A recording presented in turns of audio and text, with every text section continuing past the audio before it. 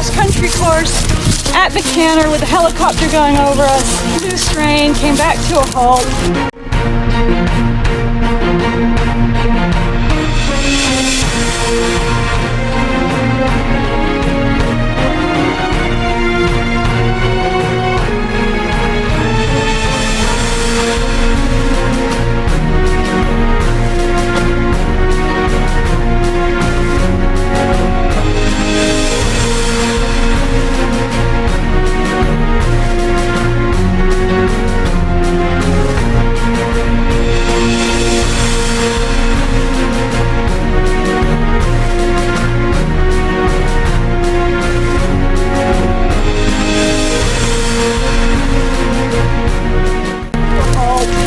Really great ride.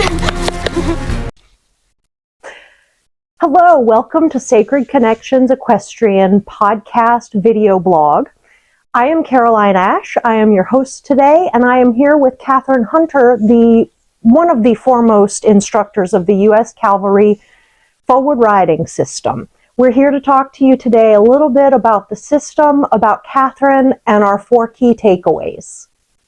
So, Catherine, tell me some of the history about the U.S. Cavalry. Oh, wow.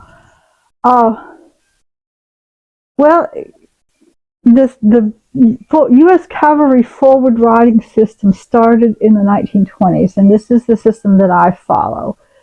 In the late 1800s, the European cavalries who were using classical dressage, which is good training, noticed that their horses were, during the 1800s, they noticed their horses were breaking down.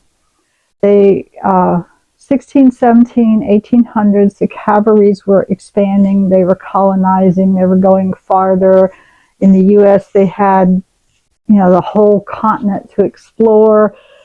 And so dressage, which is designed for lifting a horse up, going up in a small enclosed arena, as good a training as it is, it's not designed for going long distances at speed, over various terrain, over jumps, that sort of thing.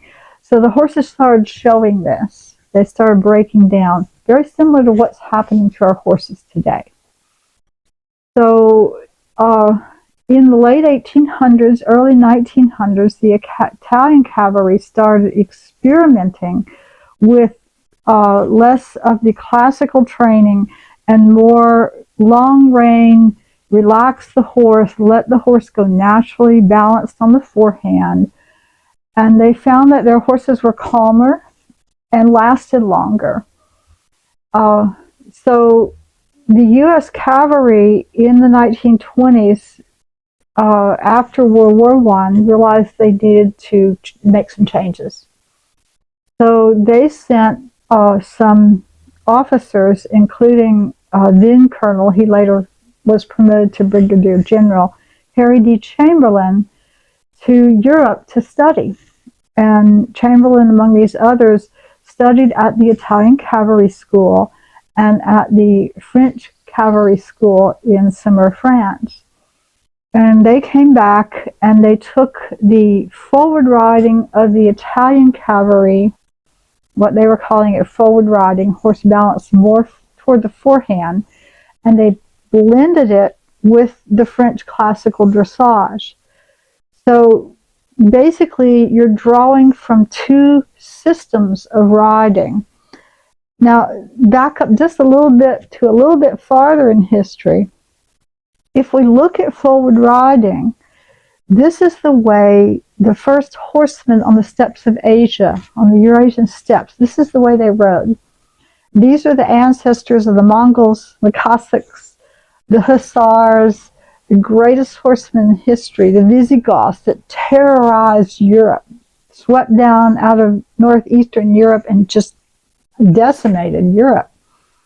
If you read your history, you'll see that the Mongols nearly took over Europe under Genghis Khan. The only thing that stopped them was the wet, marshy ground and castle walls. So these horsemen could ride 300 miles across the Alps in 3 days. 3 days. Yes, I'm not exaggerating. On horses that were like 14, 15 hands. And not only could they do that, but they could go do that and then go straight into battle with armored European knights and clean their clocks. I mean, this was phenomenal. Well, the Italian cavalry stumbled on this kind of riding.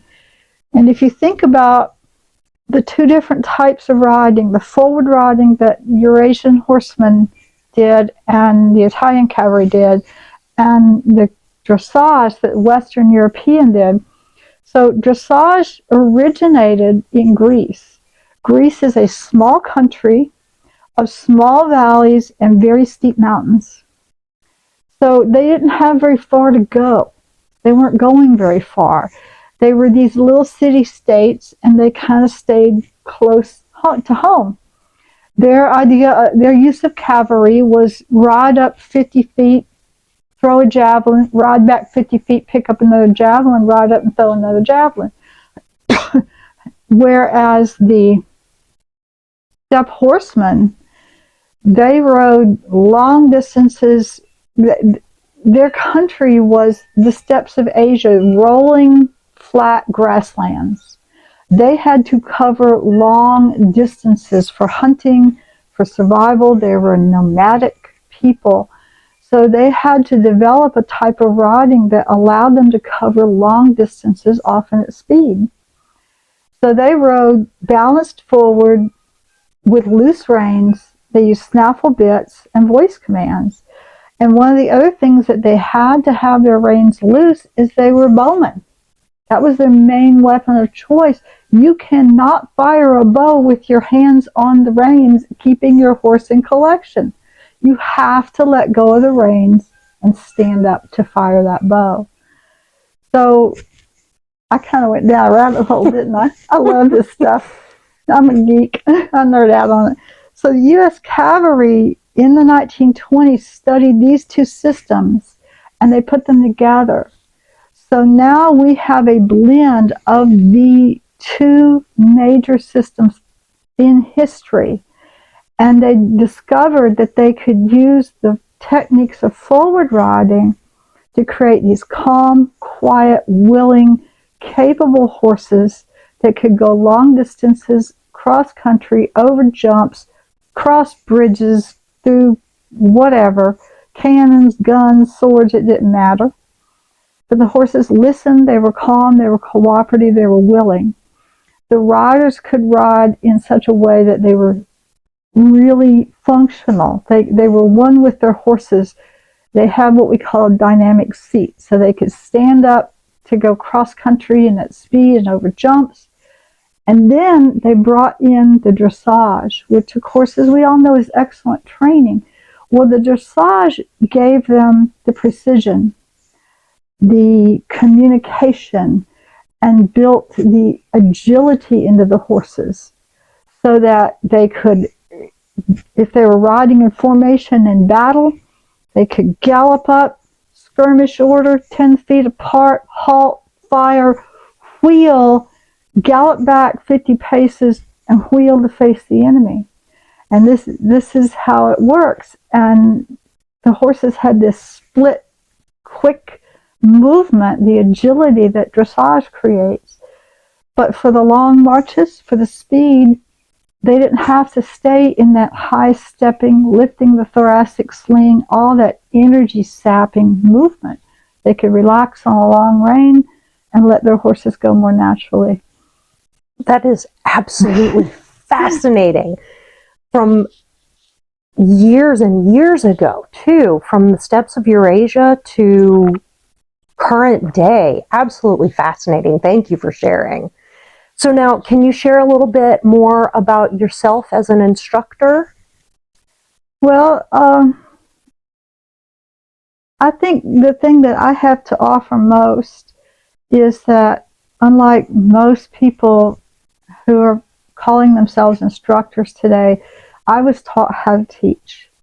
There's a huge difference between an instructor and a rider, and most, or even an instructor and a coach. And dressage clinician and FEI Judge Charles DeCumpy said this. Today we mostly have coaches. So when I was 16, I had been riding since I was 2. My mom was a trainer, and she learned this system when I was 6 years old. And before that, she had been riding saddle seat and gaited horses. And when I was 6, she changed to the U.S. Cavalry forward riding system. And so I started studying this system when I was 6. And when I was 16, my family bought a farm and set up a riding school. And my mother pulled me into the ring with her and taught me how to teach, how to see. Okay, so the rider's leg is tense. Why is the rider's leg tense? Is it in the shoulders? Is the rider tense in their back? Why is the rider not able to follow with their hands? Why is the rider unstable in their lower leg? All these kind of things.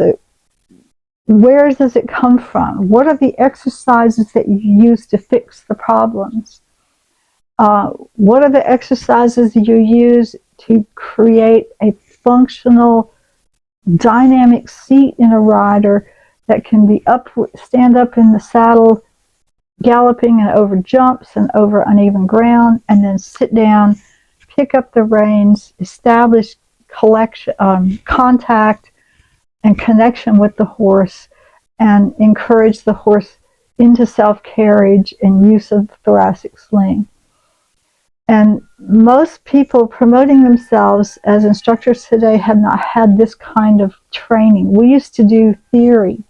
We had a summer camp, and we did 2 theory sessions every day at noon in the evening.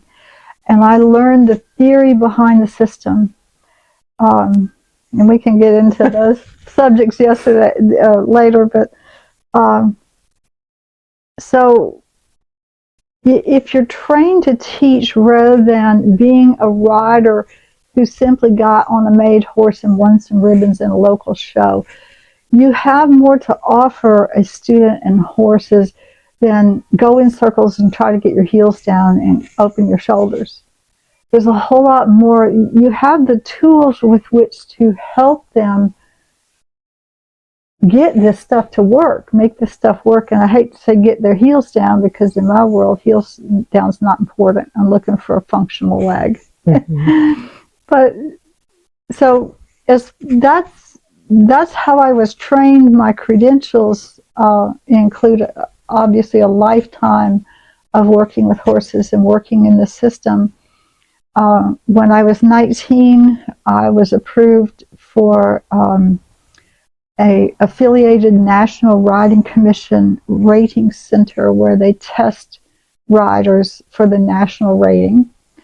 The ANRC does no longer exist. It's now the American National Riding something, and it's all show seats, all 100-seat observation seat. Litar started that affiliated National Riding Commission. I grew up studying Vladimir Litar, this book right here, Common Sense Horsemanship. Litar took the U.S. Cavalry system. He studied French classical dressage when he rode with the Russian cavalry in World War I. He was a captain with the first Hussar Russian cavalry. And then he trained in France. He learned French classical dressage with the Russian cavalry, and then he trained in Italy, and then forward riding also in the U.S. And I grew up studying Litar and studying the U.S. cavalry system. And then I got my rating at age 19. I also, I also trained the police horses in Atlanta. They brought me in to re-up the unit and reestablish that, train the horses and the officers. I coached pony club and 4-H teams at regional and national competitions. I fox hunted for 20-something years and whipped in with a recognized hunt. I think I, I think I read too many Black Stallion books because I always wanted to go to the racetracks. So I did. I wound up galloping both quarter horses and thoroughbreds at the flat tracks, and got my trainer's license there. And then I did some amateur steeplechase and point-to-point racing. That was really fun. Took the mare that I had bought when I was 15 and raced, and trained her as my race. She was my hunt horse, my whip horse, and then my race horse. But honestly, the thing that I did that is the most fun I have ever had with a horse, is I spent 20-something years doing historical cavalry reenacting. So when people say their horses are bomb-proof, I'm talking my thoroughbred would stand next to the cannons firing, reins dropped on his neck, and he would stand still enough I could take pictures. I mean, we had so much fun. We fought with sabers, and we charged cannons, and we fired guns, and we galloped through and rescued flags, and all kinds of really cool, fun stuff. I rode courier at some of the largest reenactments in history. 135th Antietam Creek and 135th Gettysburg. Rode courier for the commanding Confederate generals. And I rode mounted security for some really big events, such as 140th Battle of Antietam Creek. And then I also was wrangler for some feature films. We did some films, and my thoroughbred count was the Stars Mount in a film, and I mean, jumping trenches with guns going off, and big reflective light boards shivering, and cameras in the trench, and smoke everywhere, and standing next to burning buildings, and all kinds of really fun, exciting, cool stuff in the movies. And then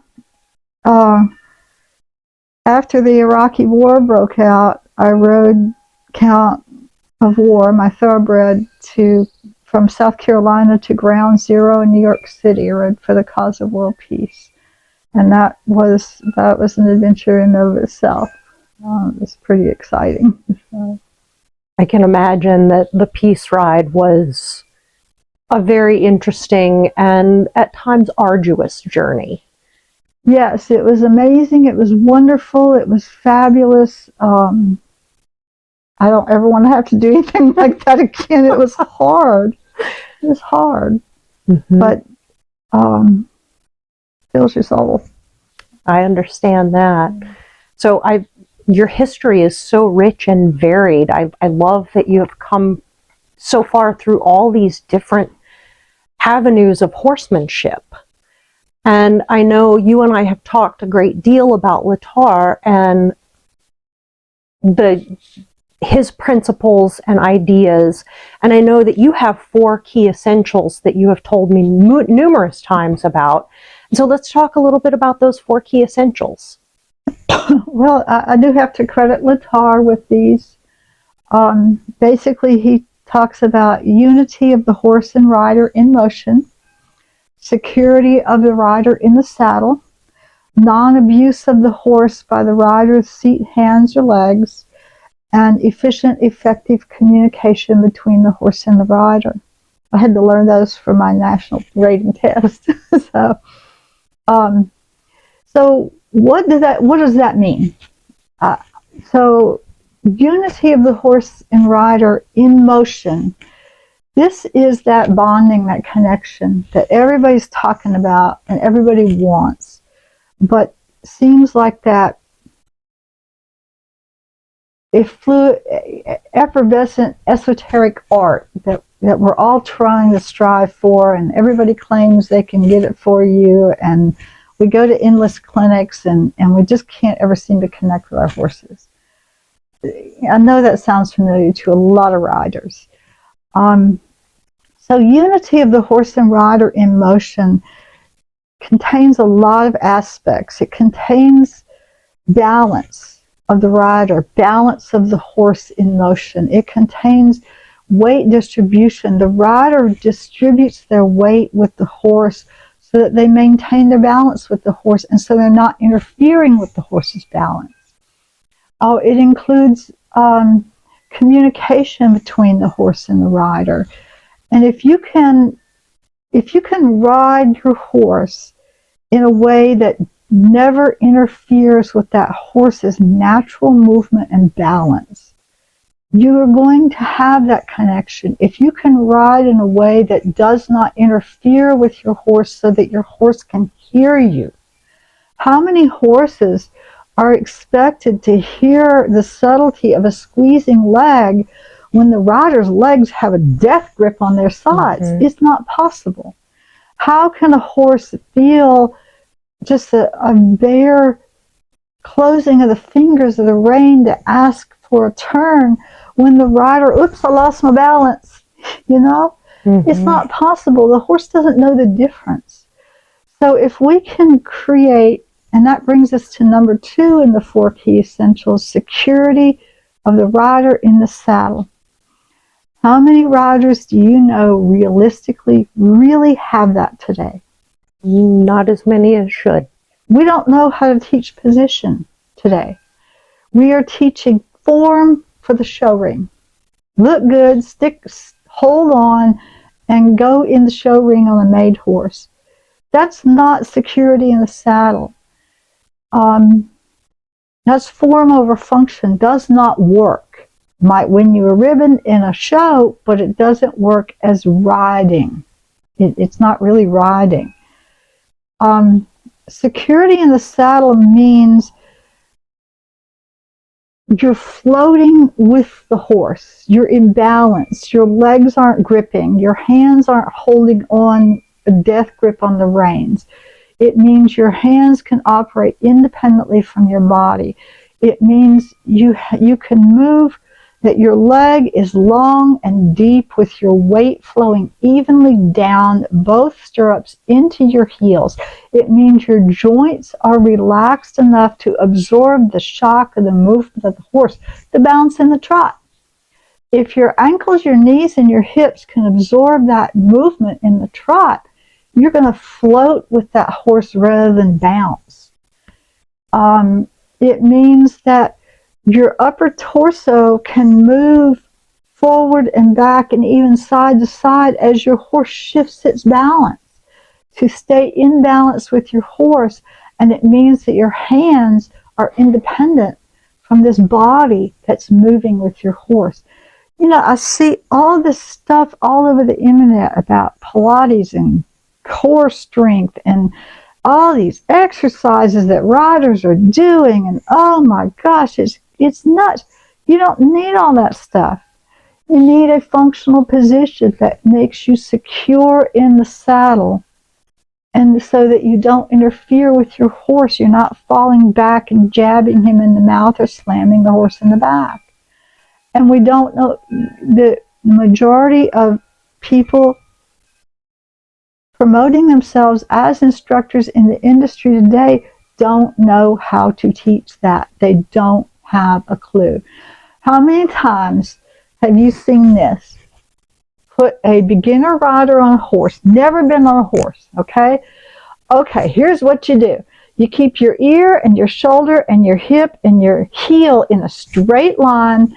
You keep a straight line between your elbow and the horse's mouth, and you follow the balancing gestures of the horse's head and neck. Oh, and relax. I mean, this person is scared. They're scared. They're trying to stay on the horse. They can't do all of that. And yet that's what we're taught to teach. No, it doesn't work that way. And that's why we need to learn a system that teaches a functional position in a way the rider can learn it. And this system does. It's amazing. So we talked about unity. We talked about security in the saddle. What do we mean by non-abuse of the horse? Well, Litthaar says non-abuse of the horse by the rider's seat, hands, or legs. What does he mean by that? He means The hands aren't holding on to the horse's mouth. They're not pulling the horse's nose in, hyperflexion. They're not jerking the horse when the rider loses balance. The rider's seat isn't hitting the horse in the back every time the horse moves. The legs aren't clamped with a death grip on the horse's sides, dulling the horse's sides. I feel like we need to take non-abuse a little bit farther. No, I'm not talking about bitless bridles and liberty training and stuff like that. What I'm talking about is never, ever asking the horse to do anything it's not physically, mentally, or emotionally ready to do. And that's the number one problem we have in the industry today. Because we are chasing the show ribbons for economic gain, because we have been doing this now for a couple of generations, we have lost knowledge. We no longer have a system of training that teaches the horse at a rate the horse can handle physically, mentally, and emotionally. So we're rushing horses into training. We're putting them on what we're calling contact or collection or hyperflexion too soon in their training.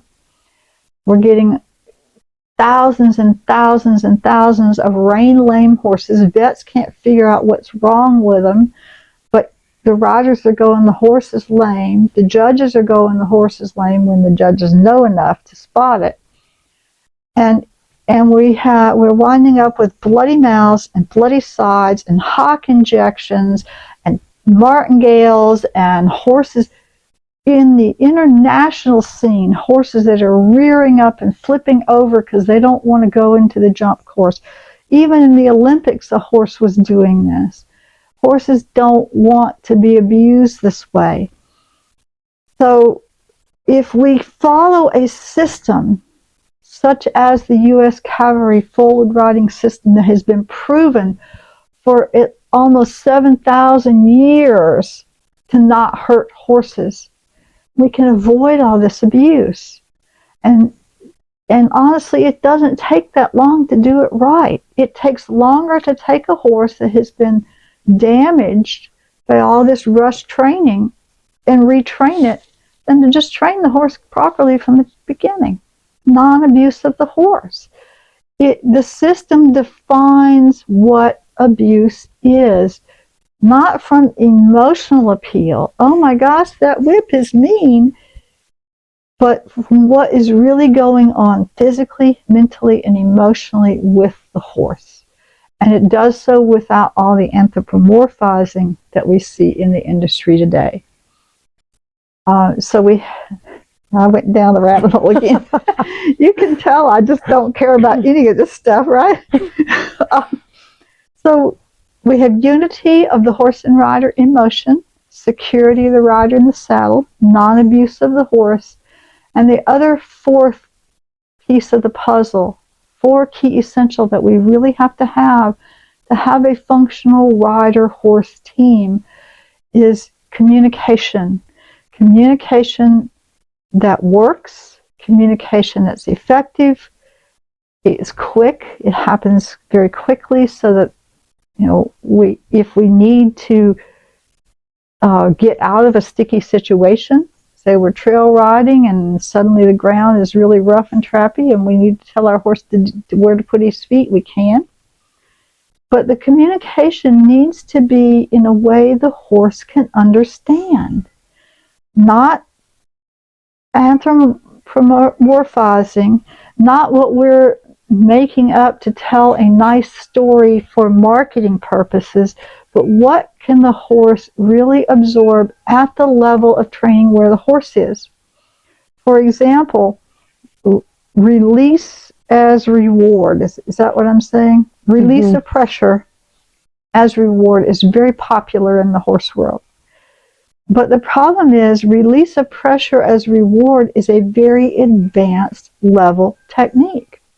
Horses early in their training they don't recognize it. They don't have a clue. They don't know what you're doing. And so they just keep running in circles until they finally stumble on what the person wants them to do. They don't understand that the release is the reward in and of itself. So we start with reward the horse can understand. We use correction and discipline the horse can understand, and no, that's not a dirty word, and no, it's not mean.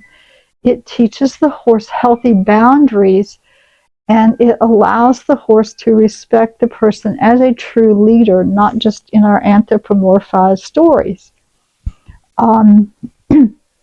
We never ask a horse something he's not mentally understanding. So we start out, we want the horse to walk forward. We use the word walk, strong and sharp. We use a very primitive tapping leg. We tap the horse's side with our heel, and the horse goes, well, I'm going to walk away from this. And then we offer food reward, because food reward does a couple things. One, it takes us out of the predator position in the horse's mind and puts us in the protector-provider position. Because I don't care how much anthropomorphizing we do, in the horse's world, we look and smell like predators. And the horse views us that way. I'm sorry, but horses don't view us as a member of the horse herd. That is marketing stories to appeal to a certain demographic out there. Horses view us as predators. When we provide food, we shift from the predator role into the provider role. We're providing a very necessary substance for that horse. We're helping the horse survive. So the horses follow the lead horse that helps them survive. In the wild, horses are going to follow a lead horse that knows where the water is, knows where the food is, knows where the mountain lion crouches on the cliff above. They're going to stay near that lead horse. So if, as their trainer, every time we ask them very simply in a language they can understand to do something, and the horse does, we reward them. We start with food. Later on, we wean them off the food, and we go into more subtle forms of reward, such as pat, stroking, and voice, and then eventually we graduate to the release of pressure. When the horse is ready, when they can understand a squeezing leg to move this way. In the beginning, the horse doesn't understand any of that. So I kind of went off the deep end again. This stuff to me is so fascinating because it works so well. It's so kind for the horse. It's so easy for the horse to understand. It's such a straightforward system for the rider to understand. It never asks the rider to do something they're not ready to do. So the rider it's manageable bites and pieces. But it all weaves together in this beautiful system that preserves the horse's health, soundness, and well-being. I've never found anything else that works any better. Again, absolutely fascinating. And I love the fact that the system is so geared toward making sure that horses and riders both are comfortable and secure with their positions and how they're going to interact together. Well, if you think about the cavalry, they had to. Yes. Their very lives depended on it. So we've all heard the saying, for lack of the nail, the shoe was lost. For lack of the shoe, the horse was lost. For lack of the horse, the rider was lost. For lack of the rider, the battle was lost. Cavalry was not about looking good for the show ring. They were about staying alive and winning the battle, protecting their country. So I've ridden in battle reenactments, and basically a couple things are going on. You're having to listen to your sergeant and hear their directions over yelling cannons going off, guns going off, horse hooves pounding. You have to be sure you stay with your unit. You have to listen to what's going on. You have to ride your horse with one hand, and you have to manage your sword, your rifle, or your pistol with the other hand. And you don't want to get caught behind enemy lines because you'll get shot, or you'll get killed or captured. That's not fun. You don't get to that's not fun. You don't get to fight the rest of the battle. You don't get to have the fun of the rest of the battle. So back in the day when cavalry actually was preparing for war, and they had to have horses that would listen to their riders, would respond instantly to their riders, were brave. They would go across bridges you wouldn't believe. They would go into smoke and weapons fire and all this stuff, and they had to keep their heads, listen to their riders, and cooperate. You couldn't be back there fighting with a horse rearing up because it didn't want to go forward, like what's happening in our show rings today. And the cavalry had to find a way to do this that kept their horses sound and healthy, because they didn't have teams of chiropractors and acupuncturists and body workers and saddle fitters and all that kind of stuff going on with their horses. And they could not ride their horses in all these martingales and stuff. They had to ride their horse in a way that preserved their horse's soundness and communicated with their horse effectively. And the other thing it had to do is it had to promote the rider's soundness. How many riders do you know today are sore in their ankles, knees, and hips? I've heard people who supposedly are trainers talking about how their knees are shot. Well, I'm not 25 anymore, and I don't have those problems because I ride a functional position that works with the body, not against it. And how that happens is a whole nother separate podcast, and I'd love to do that one of these days soon. But so the cavalry, they couldn't have riders that were sore in their knees and their hips and their ankles, because they had to ride 8 or 10 hours sometimes and then go straight into battle. You never knew when. You had to be ready. And the way we ride today, that wouldn't happen. Mm-hmm. Wow. Again, thank you. Thank you for all of that information. I love this system. I love what it brings to the table. So I am so happy that we had a chance to discuss this today, and I really look forward to talking about more topics with you. Well, it's my pleasure being here. The more we can get this word out about this amazing system that's fun, it's easy to learn, it doesn't take forever. You don't have to spend 18 months on a lunge line before you can pick up the reins. You can be walking, trotting, cantering, jumping 2.5 feet, both inside and outside the ring, in a matter of a few months, and having fun with your horse. I've had so much fun with my horses. I mean, it's amazing. And I feel sorry for riders today that are going in circles trying to get their heels down, scared to get outside the ring. I want to spread the word. I want to help people. I want to help horses. So it's my honor to be here. Thank you. Excellent. Well, you heard it. Let's go help some horses. Thank you for joining us at Sacred Connections Equestrian. Join us next time.